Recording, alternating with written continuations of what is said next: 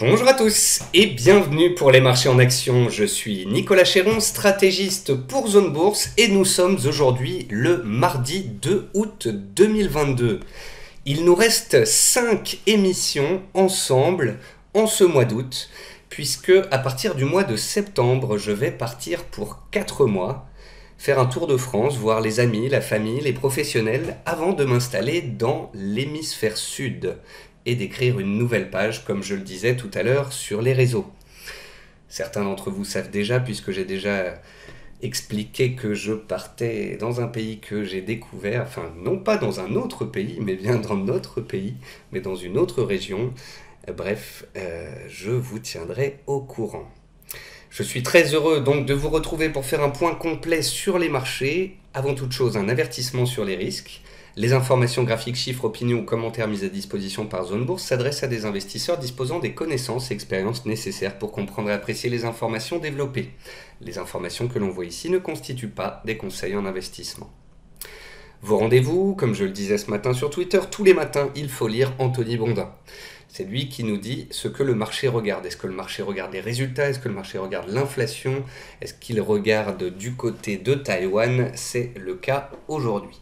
Tous les jours, vous avez aussi Planète Bourse, la revue de presse internationale de Roxane Nojac. Et toutes les semaines, on se retrouve encore pendant tout ce mois d'août pour les marchés en action.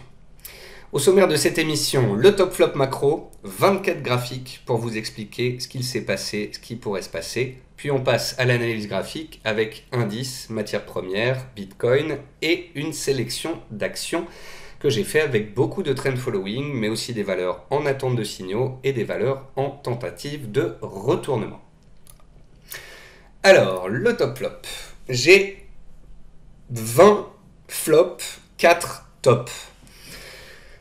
Et c'est normal puisque la situation actuelle n'est pas très bonne économiquement parlant. Simplement, la question est-ce que le ralentissement est derrière nous? Est-ce que la récession qu'il y a eu technique aux États-Unis, puisqu'on a eu 2 trimestres de contraction, est-ce que cet épisode est derrière nous ou est-ce que devant nous, on a justement une contraction qui pourrait être plus longue et plus pénible? Mon scénario, et c'est ce que laisse entrevoir de nombreux graphiques, c'est que le pire est à venir en termes de contraction. Ce qu'il s'est passé récemment, pourquoi les marchés ont rebondi? Parce que, comme je vous l'ai expliqué pendant tout le mois de juin-juillet, il y avait des excès de pessimisme.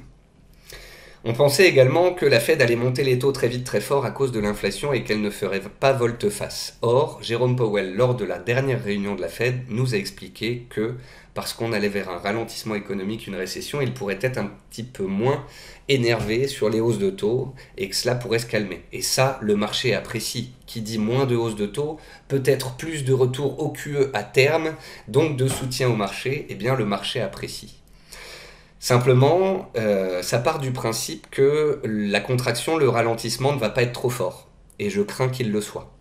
Ça part aussi du principe que l'inflation ne va pas continuer de rester très forte et que la Fed ne va pas être obligée de remonter les taux pour la combattre. Et là aussi, je pense que la Fed, qui s'est déjà plantée depuis 2 ans sur l'inflation, se plante complètement cette fois-ci. Je pense donc qu'on va avoir un ralentissement économique exacerbé, mondial, en Asie, en Europe, aux États-Unis, vous le verrez en fonction des différents graphiques. Et je pense qu'on va avoir une inflation qui va baisser graduellement, mais pas très vite, qui va rester assez forte et qui va contraindre les banques centrales à monter les taux. Or, si on se retrouve dans une période de contraction économique et de hausse de taux, c'est tout ce que le marché n'aime pas. Je pense donc, comme je vous l'ai expliqué sur Twitter, et peut-être dans la dernière émission, que nous sommes actuellement dans l'œil du cyclone, une période de complaisance, où en plein été, sans grand volume, on remonte, mais que cette hausse, ce rebond technique, ce bear market rally, s'inscrit dans une dynamique plutôt baissière, débutée en début d'année, et que cela pourrait continuer au second semestre. À gauche, vous voyez donc les PMI, manufacturiers et des services, qui repassent aux États-Unis en contraction. À droite, vous pouvez voir que les nouvelles commandes sont en chute libre et montrent également une contraction. Ici à gauche, les prévisions du FMI qui continuellement ces derniers mois sont revues à la baisse. En fait, ces derniers mois, on a revu tous les mois à la baisse les perspectives économiques dans pratiquement toutes les zones de la planète et on a revu à la hausse les perspectives d'inflation. Ici à droite, le PIB américain en retrait sur 2 trimestres consécutifs. C'est donc une récession technique. La Maison Blanche nous explique que 2 trimestres de recul, ce n'est pas une récession, mais c'est un peu comme l'inflation dont on disait qu'elle est transitoire. Là, on essaie de nous expliquer que c'est une récession transitoire. Or, je pense que cela va durer. Pour de nombreuses raisons qu'on va voir là, notamment l'immobilier aux États-Unis, qui est en train de se casser un petit peu la figure, du moins alors qu'il monte continuellement ces dernières années, il baisse désormais, et il y a de plus en plus de vendeurs, et il y a de plus en plus de vendeurs qui modifient leur prix, et il y a de moins en moins d'acheteurs. À droite, un graphique qui vous montre les dépenses en carte de crédit et la dette adossée aux cartes de crédit aux États-Unis. Qu'est-ce que cela veut dire? Eh bien, cela veut dire que le niveau des dépenses des consommateurs qui s'est maintenu ces dernières semaines, ces derniers mois, s'est fait totalement à crédit et que les particuliers n'ont en fait plus d'argent. De ce fait, ça veut dire que ça ne dure pas éternellement et qu'une fois qu'ils auront consommé en quelque sorte cette possibilité de vivre à crédit, ils vont moins consommer et donc potentiellement peser sur la croissance. Côté chinois, la confiance du consommateur, c'est pas qu'elle a baissé, c'est qu'elle est en chute libre. On dirait le graphique de l'espérance de vie du dindon de Thanksgiving. Ça monte, ça monte, ça monte, puis d'un coup, paf! Bah, c'est un peu ça le consommateur chinois. Ce qu'il y a, c'est qu'il a acheté de l'immobilier pendant des années, que ça a spéculé pendant des années, qu'aujourd'hui c'est en train de littéralement se casser la figure. Vous pouvez d'ailleurs voir à droite le poids de l'immobilier américain et chinois, et voir que, bon, certes, il y a 300-400 millions d'Américains, il y a 1 milliard de Chinois, donc c'est pas vraiment comparable, mais on se rend compte juste de la taille du gâteau qui est énorme, et que c'est un gros domino. Les bonnes nouvelles. À gauche, ici, c'est les Corporate Insider Buys. Ce sont les chefs d'entreprise, notamment, qui vont se dire « l'action de mon entreprise a baissé, j'en rachète ». C'est une bonne nouvelle parce que habituellement, ça correspond à des bottoms.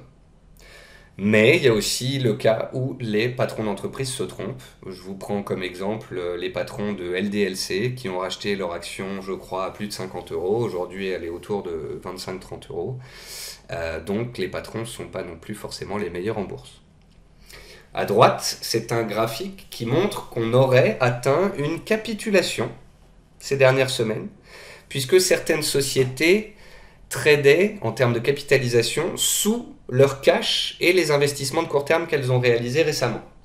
Ça veut un peu dire que les opérateurs avaient jeté le bébé avec l'eau du bain, avaient balancé leurs actions, et que dans certains cas, j'ai bien dit dans certains cas, certains secteurs, eh bien, la valorisation était inférieure au cash qu'avait l'entreprise, qui est un petit peu extraordinaire.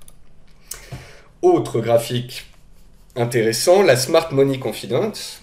Donc là aussi, les pros, les gérants, qui eux ont l'habitude de payer sur des points bas. Simplement, vous voyez qu'ici en 2007, il y a eu une baisse des marchés, ils ont acheté grandement, et derrière, il y a eu 2008.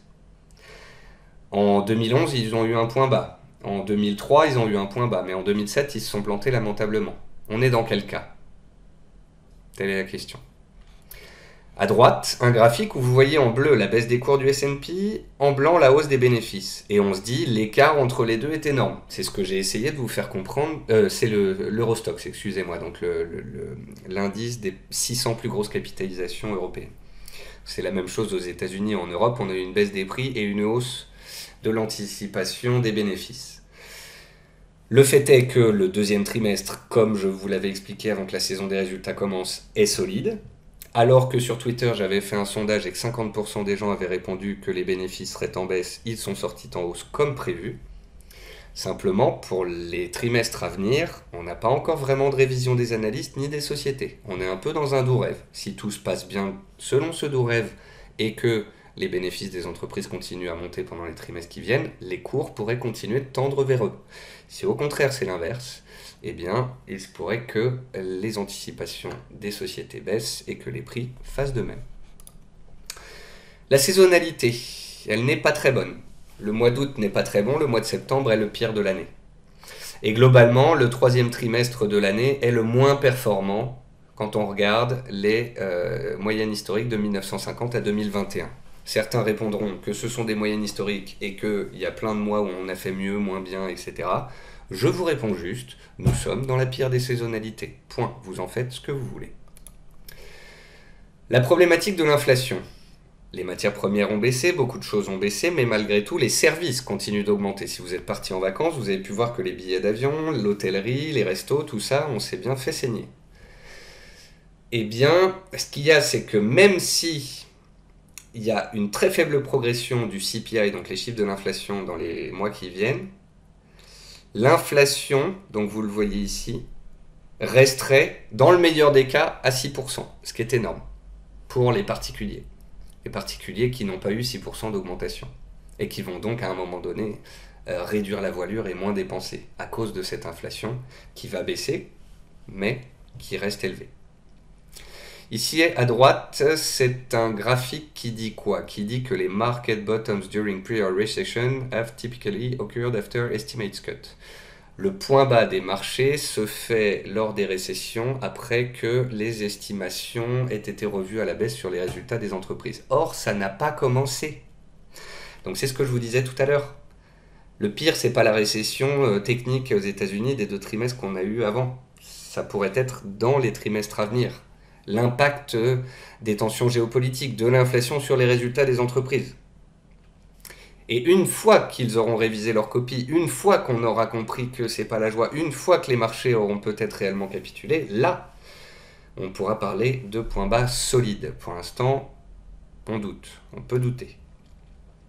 Le VIX, l'indicateur de la peur, est sur support. Bien évidemment, il peut faire une mèche dessous, comme à son habitude. On pourrait passer de complaisance à euphorie pour faire un point haut de marché, un point bas sur le VIX et qu'ensuite les cours retombent. En tous les cas, on est sur zone. Complacency, ici c'est un jeu de mots, on a un taureau qui représente la hausse, qui est en train de boire son petit cocktail en mode détente, c'est l'été, les marchés montent, tout va bien dans le meilleur des mondes. Mais potentiellement derrière il y a une vague. Complacency, c'est la complaisance. Pour ce qui est des valeurs chinoises cotées au Nasdaq, on reprend la chute, notamment parce qu'il y a des tensions avec Taïwan. Vous vous doutez bien que si la Chine venait à prendre Taïwan et que les États-Unis délistaient l'ensemble des sociétés chinoises cotées en Chine, ce serait un carnage. C'est la raison pour laquelle je n'ai jamais eu d'entreprise chinoise en portefeuille. D'une part parce que c'est une dictature qui à tout moment peut dire telle industrie on la dégomme. D'autre part parce que je ne sais pas ce qui va se passer avec Taïwan, mais j'ai pas envie d'avoir un ETF ou des boîtes chinoises le jour où ça arriverait si ça arrive. Enfin, dernier graphique ici à droite, la périodicité de l'Eurostoxx 600, donc en Europe, et on voit bien que août et septembre sont les pires mois de l'année. Voilà pour ce qui est du top flop macroéconomique. Ensuite, on regarde les graphiques pour essayer de comprendre tout cela, mais avec des graphiques. Donc ça, c'est la tendance baissière depuis le début de l'année. On part de là-haut et on fait cette baisse-là. En orange ici, en carré, c'est le range. Vous savez le range dont je parle depuis le début de l'année où je dis qu'il faut acheter en bas, vendre en haut, acheter en bas, vendre en haut. Le range que j'ai défendu bec et ongle au mois de juin pendant que tout le monde disait que ce serait la fin du monde et qu'on allait chuter à 5000 points. Bon bah, le range est respecté, le point bas a été parfaitement respecté et a tenu. Et donc on est passé du pessimisme au scepticisme, on est dans la complaisance. Est-ce qu'on va se retourner ici ou aller jusque l'euphorie? Je ne sais pas. Ce que je sais, c'est que en bas, on achète. Ensuite, on remonte les stops. Ensuite, on pense à prendre des bénéfices éventuellement. Et si on arrive à monter jusque 6006, 6008, de nouveau, pour moi, c'est point de sortie sur les achats faits en bas. Et potentiellement, on repasse à la vente sur les indices, ou du moins dans une optique de couverture. Et ici, vous voyez marqué œil du cyclone, parce que pour moi, cette période de baisse puis de hausse fondée sur le fait que la Fed va être moins agressive et que le ralentissement économique va être un soft landing, c'est-à-dire que ça va se faire en douceur. Pour moi, ça, c'est l'œil du cyclone, et une fois qu'on aura tapé des niveaux clés, il y a risque qu'au deuxième semestre, en tous les cas au mois de septembre, qui est le pire de l'année, on ait de nouveau des secousses. Ensuite, on regarde les métaux. Et là, on se met en données hebdomadaires. Et qu'est-ce qu'on remarque? C'est super beau. l'or, qui est dans un range depuis 1 an et demi, est passé du bas au haut de son range avec la guerre, est revenu du haut de son range au bas du range parce que le dollar était très fort, et au point près pratiquement, 1680 $, un impact ici, deux impacts ici, en février-mars 2021, puis en août 2021, et là, tac, on le touche, on rebondit. On avait parlé des métaux la semaine dernière, et je vous avais dit, voilà, moi je suis un acheteur des métaux à moyen terme, tout repli vers les supports est une opportunité d'en accumuler, notamment sur les cours de l'argent sous les 20 $. Ça, on l'a vu dans l'émission de la semaine dernière. La Fed a parlé, la Fed se dit moins agressive sur les taux, elle fait en sorte que le marché tienne, ok, le dollar se calme, ok, et donc l'argent a repris 10%. Et pour moi, de l'argent sous la zone des 22 $, autour de 20 $ ou en dessous, c'est une opportunité à moyen long terme pour ceux qui veulent se diversifier, d'accumuler des métaux via des ETF ou du physique. Le pétrole a reculé, parce que même si la guerre le soutient, on parle moins de la guerre et on parle plus de récession économique. Je ne serais donc pas étonné, alors qu'on entendait beaucoup de banques dire, lorsque le pétrole était à 120, qu'il allait aller à 150, qu'on fasse tout l'inverse et qu'on aille vers les 75-80, et qu'en fait on aille à la moitié de 150 vers les 75 $. Notamment si le ralentissement économique à venir dont je vous parlais devait être en place. Simplement, je ne joue pas la baisse du pétrole sur les niveaux actuels. Pourquoi? Deux raisons. La première, il est sur une zone horizontale clé. La deuxième, c'est que si ça pète à Taïwan ou n'importe où sur la planète, et vu qu'on est dans un nouveau monde bipolaire où tout est en train de se diviser avec un camp et l'autre camp, il y a des tensions telles qui font que je n'ai pas envie de jouer le pétrole à la baisse. Simplement, je ne joue pas les pétrolières et les parapétrolières à la hausse. Et je vous l'ai dit, Valorex, CGG, même Esso, faites attention, si le pétrole redescend, ce qui est en train d'arriver, elles vont s'en prendre une.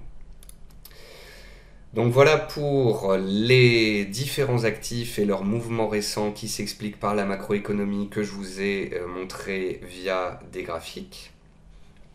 Maintenant, je vais vous montrer une liste d'actions.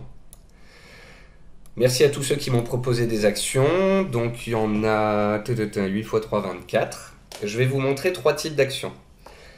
Le premier type d'action, c'est des actions en attente, soit dans des ranges, soit sous des résistances, qui, si elles passent, pourraient nous intéresser. Le deuxième type d'action, ce sont des actions qui étaient baissières, voire très baissières, qui sont en train de se retourner, et ça, je le dis et je le redis, c'est fait pour ceux qui ont l'habitude, c'est fait pour les sportifs, c'est fait pour ceux qui savent mettre des stops, c'est ceux qui ont un bon money management, c'est pas pour les débutants. Et le troisième type d'action, c'est les actions les plus puissantes, en trend following, qui se fichent de la guerre, qui se fichent de la récession, et qui n'ont ces derniers mois continué que de faire une chose, c'est de monter. Et c'est bien évidemment, comme toujours, comme je le fais dans mes émissions depuis des années, que je vous invite à aller sur ce type d'action-là.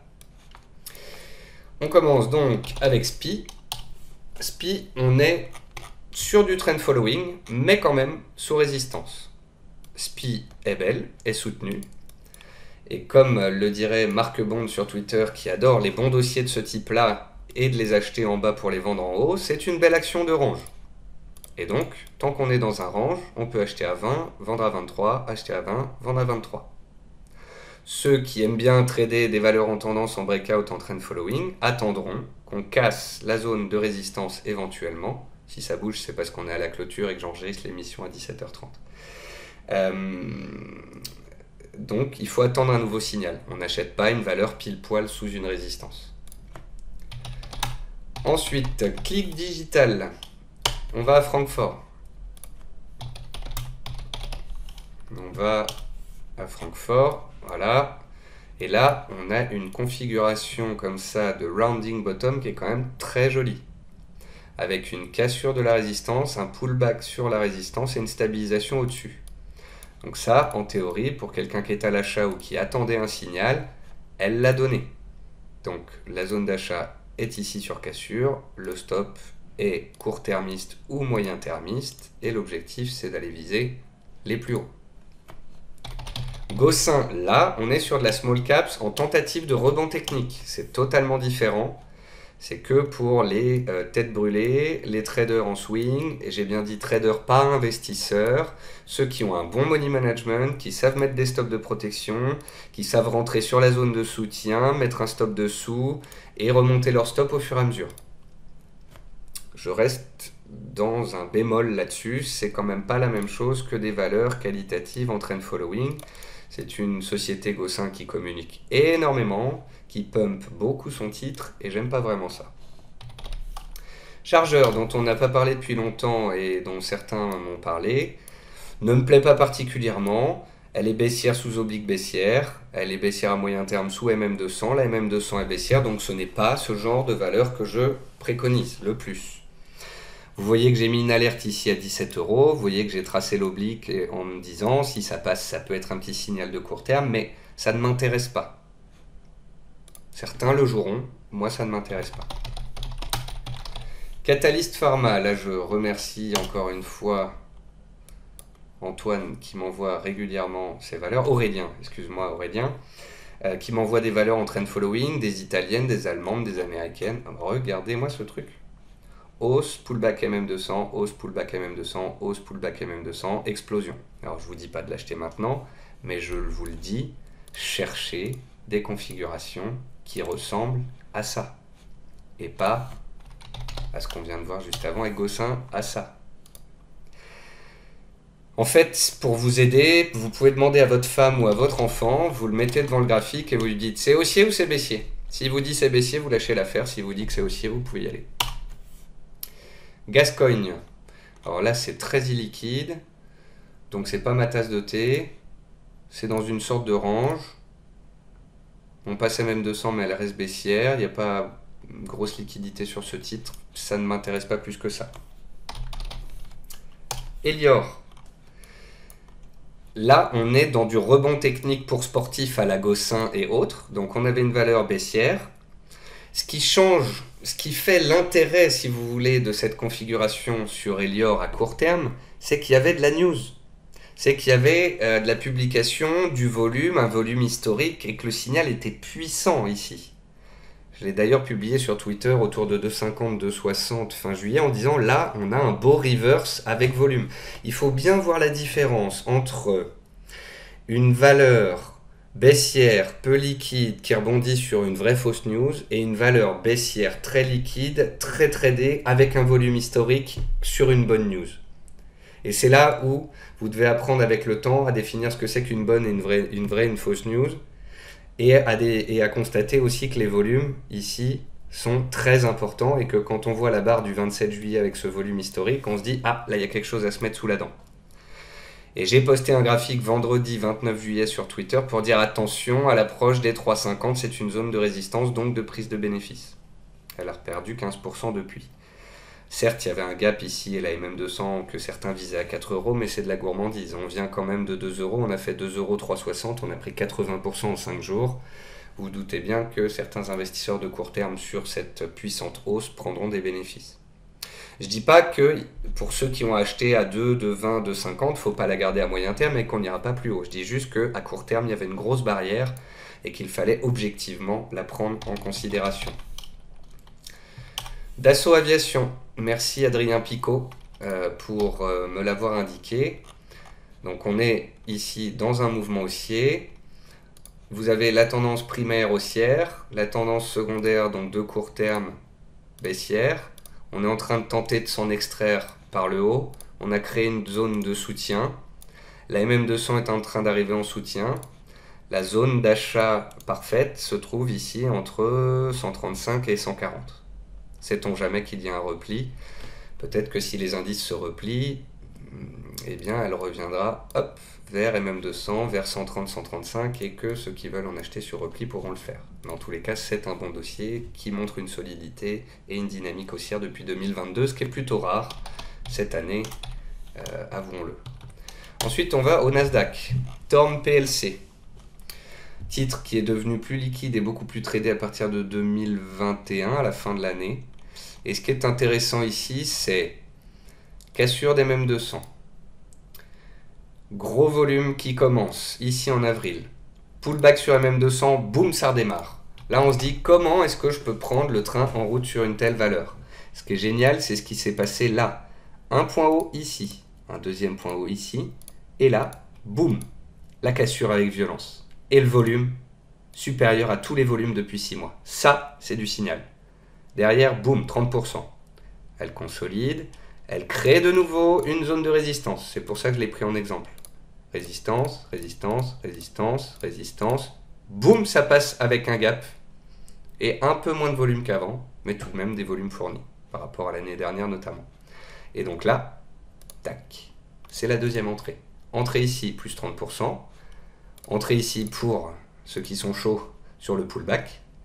Entrée sinon dans le redémarrage, ou entrée sur cassure de nouveau plus haut. Et derrière, hop, 15% de hausse. Je ne dis pas que c'est facile, je dis qu'en allant sur des valeurs haussières au-dessus des mêmes 200, dynamiques, vous aurez plus de chances de faire des gains, et qu'en analysant des zones horizontales bien claires, en achetant les cassures, eh bien, ça peut vous donner des trades sympas.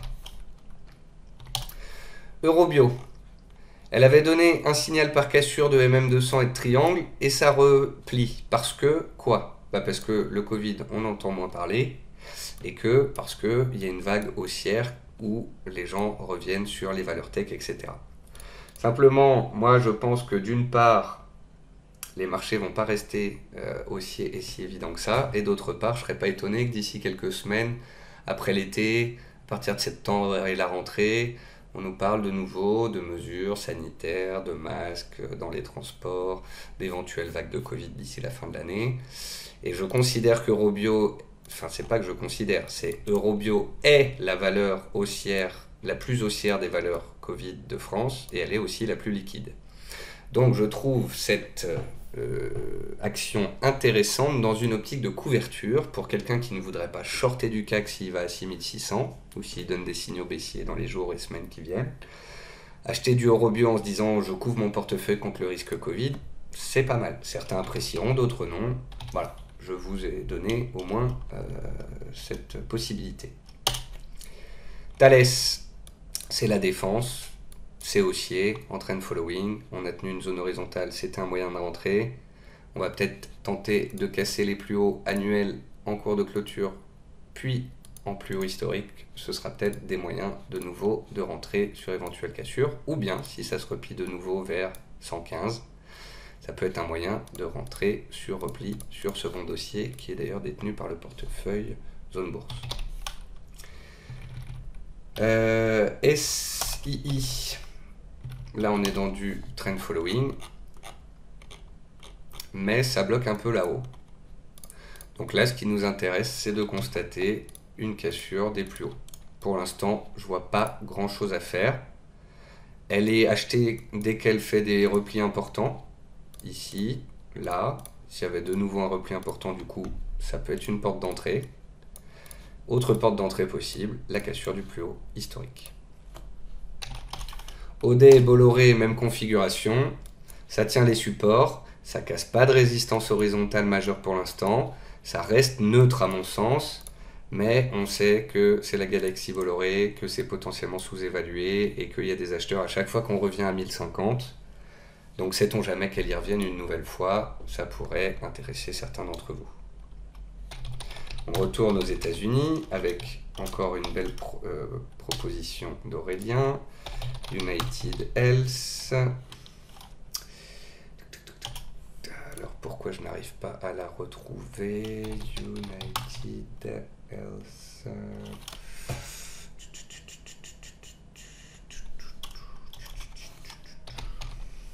United Health. Voilà.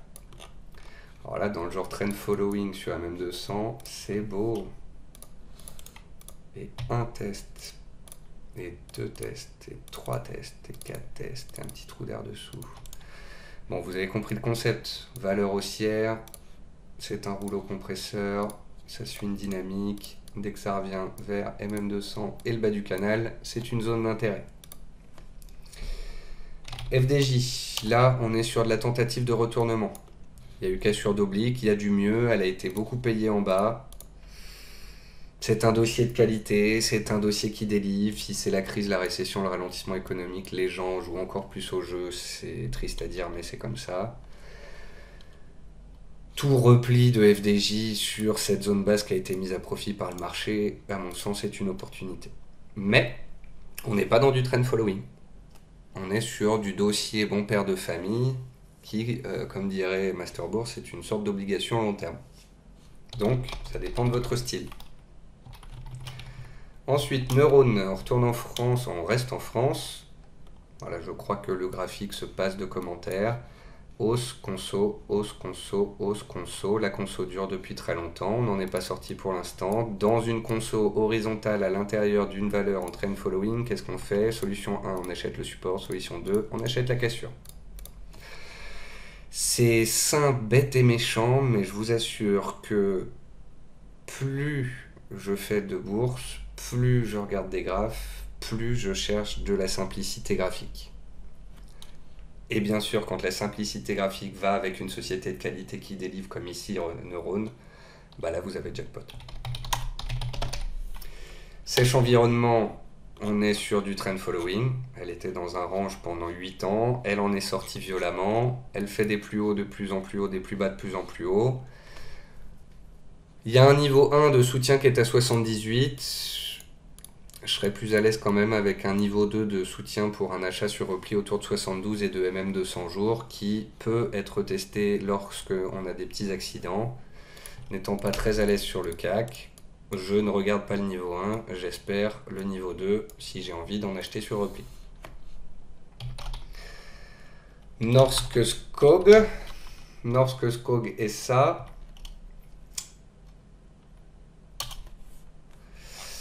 Alors, je vérifie que c'est bien celle-ci. Norske Skog.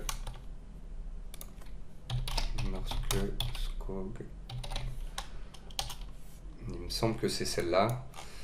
Là, on est dans la théorie du phénix.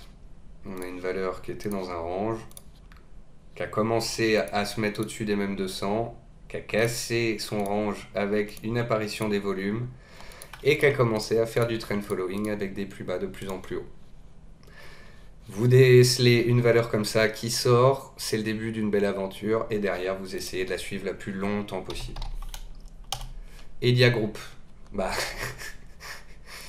on vient de dire quoi? On vient de dire vous décelez un range, on passe au-dessus des mêmes 200, vous attendez la sortie, vous achetez et vous essayez de la laisser courir le plus longtemps possible. Ici, certains qui sont rentrés dès le début en 2011 vivent une belle aventure depuis 10 ans et depuis ça continue. Bilendi, trend following, ça monte, conso, ça monte, conso, ça monte, conso. Et la MM200 qui suit.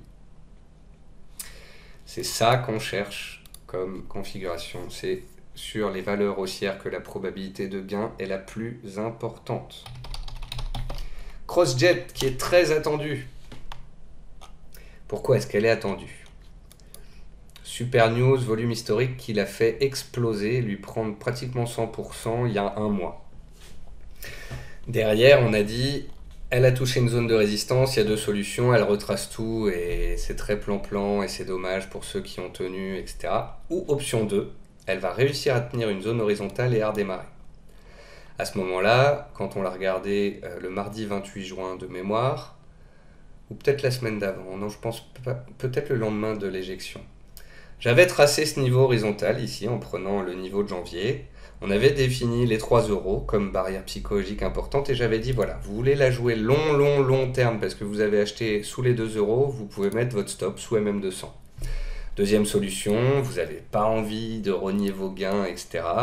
Vous avez acheté ici à 2 ou à 2,50, elle est au-dessus des 3, vous mettez votre stop sous un niveau technique, mental, clé, donc pas à 3,01 ou à 2,99 mais bien à 2,90 et vous mettez votre stop. C'est le graphique qu'on a préparé ensemble il y a 3 semaines. Et vous voyez si elle arrive à tenir la zone. Et elle a réussi à tenir la zone. Ici, ici, ici. Derrière, le 21 juin, hop, les volumes réaccélèrent. Le 22, ça confirme. Le 25, boum, gros volume encore. Et ça part. Donc là, pour ceux qui en ont, ça veut dire on est tranquille, on peut mettre le stop. Pour ceux qui étaient avec un stop plus bas, de pouvoir le remonter. Pour ceux qui en avaient qui voulaient renforcer, de renforcer. Pour ceux qui n'en avaient pas et qui n'avaient pas acheté avant, qui ont juste constaté qu'il y avait eu grosse news et volume historique, c'est le moyen de rentrer et de se dire « je vais prendre le train en route » pour viser deux choses. La première, c'est de viser un retour sur les plus hauts récents, autour de 3,80-90. C'est ce qu'elle est en train de faire. La deuxième, je ne veux pas vous faire bisquer en quelque sorte et vous mettre des étoiles dans les yeux, mais regardons un peu le graphique de très long terme. C'est un bébé phénix. Il piaille encore dans son petit nid. Donc le phénix, pour ceux qui ne savent pas ce que c'est une action qui était baissière pendant des années, qui se met dans un range et qui à un moment donné pourrait en sortir. Si CrossJet revient à 4, 4,20 et que ça passe pas, il faudra peut-être prendre une partie de ses bénéfices. Si CrossJet, dans les mois qui viennent, j'ai bien dit les mois, ou bien le semestre, ou peut-être même début 2023, faut pas être pressé sur ce genre de config, arrive à passer les 4,20 et valide une théorie du phénix, on est sur un retournement super long terme, avec un potentiel qui est important. Je ne veux pas vous mettre des étoiles dans les yeux, parler de 5, 6, 7 euros, je veux juste vous dire, c'est la configuration du phénix, donc c'est la plus puissante de toutes. C'est la valeur ultra baissière qui s'est stabilisée pendant des années, qui a fait du volume historique, donc il y a un changement de business, d'actionnaire, de contrat, et derrière il y a un retour des investisseurs et des volumes. Si ça passe à 4,20, ce sera ça, sinon il faudra savoir prendre des gains. Ensuite, Touax, la voici. En trend following en 2020, a fait une grosse pause depuis. Elle est dans un range. Et elle est en train d'essayer de se poser au-dessus des mêmes 200 qu'elle a testé plusieurs fois qu'elle a tenu. Donc dans ces cas-là, si ça casse la zone haute, c'est un signal d'achat pour viser un retour vers les plus hauts de 2021. C'est le redémarrage d'un trend following passé. Et enfin, on regarde Calray qui est arrangée dans les catégories baissières en tentative de retournement. Elle est revenue sur une zone d'intérêt. Elle est ultra baissière. On peut tracer peut-être une oblique qui passe par les tops. Et on attendra que ça fasse du volume, que ça casse des résistances. Quitte à attendre qu'elle casse les 22 et à ne pas rentrer sur des micro-niveaux, des micro-signaux. Mais encore une fois, ça reste baissier et ça reste sous MM200. N'a-t-on pas beaucoup mieux à faire? Je vous laisse répondre à cette question.